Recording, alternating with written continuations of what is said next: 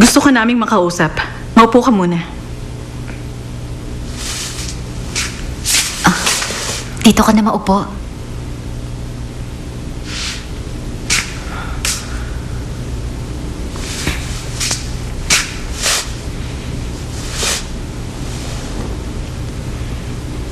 Pwede mo bang ipaliwanag sa amin? Bigla ka na lang dumating kanina. Nagulat kami dahil hindi ka man lang nagpasabi.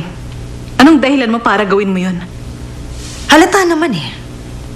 Nung malaman niya na may sakit si Mr. President, pumunta na siya agad dito para malaman niya kung may mamanahin siya sa kanya.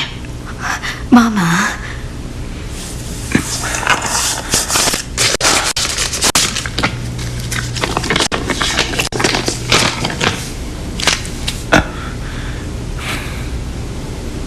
Legal na kautusan. Kautusan?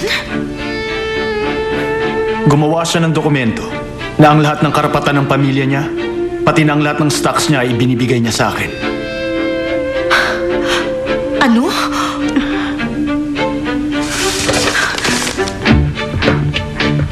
Isang araw pagkatapos magkasakit ni Mr. President, pinuntahan ako ni Attorney Park, ang personal lawyer niya. Ibinigay niyang lahat. Ang stock shares ni Mr. President, stockholders list, seals at stamps. Ginawa niya yun? Tago, tama na. Kalokohan lang yan. Ngayon lang nagkasakit si Papa. Paano niya naibigay sa yung lahat? Sinasabi mo ba na nasa panganib ang buhay niya kaya gumawa siya ng testamento? At naibilin niya ito kay Attorney Park bago pa man mangyari ito? Hindi ko alam.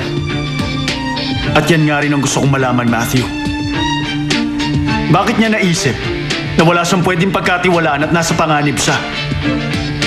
At kung bakit hindi niya rin sa'yo ibinigay ang lahat ng ari-arian niya? At kung bakit sa akin pa? Samantalang ikaw ang nakasama niya. Pero yun ang gusto niya at wala akong magagawa kundi sundin ang hiling niya. Ano? Sumusobra ka na.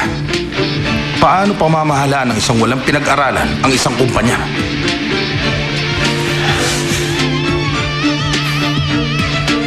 Ang totoo, hindi ko pa alam. Ano nga ba ang alam ng isang simpleng baker lang sa pamamahala ng isang napakalaking kumpanya? Alam mo pala eh. Bakit ipinipilit mo pa rin ngayon na ikaw ang pumalit kay Mr. President? Dahil yun ang hiniling niya na gawin ko.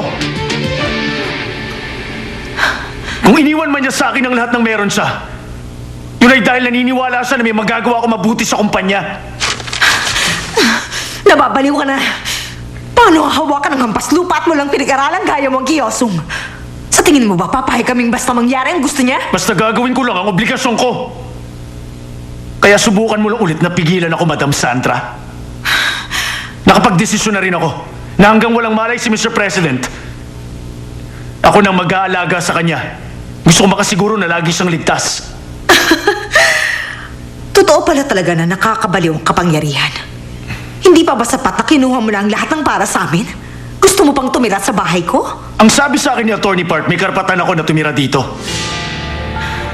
Ngayon, ihanda niyo ng lugar na para sa akin. Babalik ako.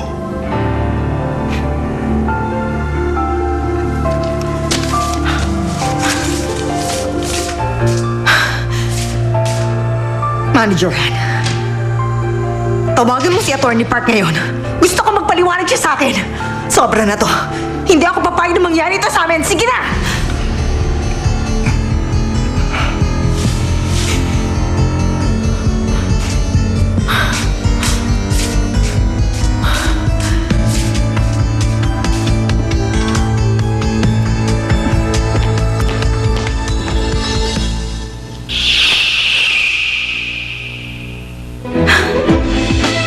Matalino talaga si Conrad. Pero paano niya nagawa na walang iwan kahit konti sa anak ko?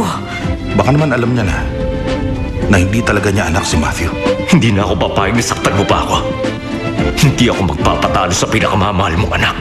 Hindi ko siya titigilan hanggat hindi ka lumuluhod sa akin. Nandito na ang bago nating OIC. Kukunin na niya si Takgo? Bakit? Si Takgo ang magmamana ng kanilang kumpanya.